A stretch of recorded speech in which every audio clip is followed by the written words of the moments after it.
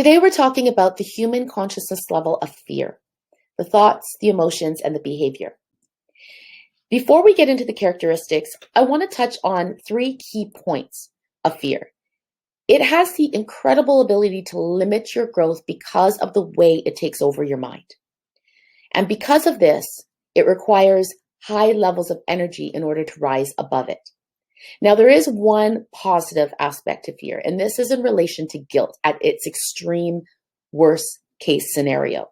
Remember, we talked about unconscious suicidal behavior. Now, if that person has enough fear in them as well, it will stop them from following through on that act. Okay, so this is the one positive aspect.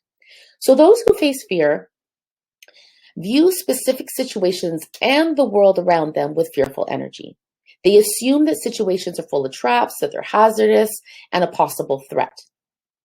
The endless situations and fearful world events feed into this fear. This is why a person who is living at this vibration of energy has a hard time watching the news. They internalize it, they take it on, and it adds to the fear that they already have within their system. And so they can become obsessive and experience an incredible amount of overwhelm within the mind.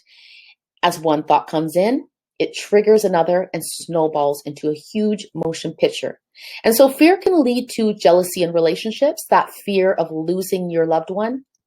It can lead to high levels of stress, and it can easily expand into paranoia, making the person defensive and in denial. We'll talk about this one again in a minute here. But fear is really the root cause of anxiety. And because the mind takes over, it starts creating these stories, these false stories that the person believes to be true because of this story that's in their mind. And they are using their power of creation to create a fictional story that is holding them back from experiencing certain situations or going to certain locations, and it causes anxiety because it immediately attaches to your emotions. And a person who does not understand this level of human consciousness, who has never lived at this level of fear in its extreme form, where they're experiencing anxiety, they don't understand. And so you could have friends or family that just toss it up as you're just being silly and just move on and get over it. When it's very hard for a person who lives at fear at the extreme level where they're feeling anxiety to just get over it. That requires high levels of energy and healing in order to rise above it. Okay, so fear is really expansive and limitless because of the power of creation within the mind. And this is why I always say that vision boards are only good if you're in a place of alignment. Otherwise, don't waste your time with them.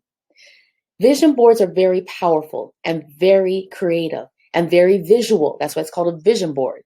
But if you're in a place of resistance, you're going to get more frustrated, and it's going to keep you down in that place of resistance because you're never going to get what's on that vision board. You're pushing it away instead of pulling it towards you when you're in a place of alignment.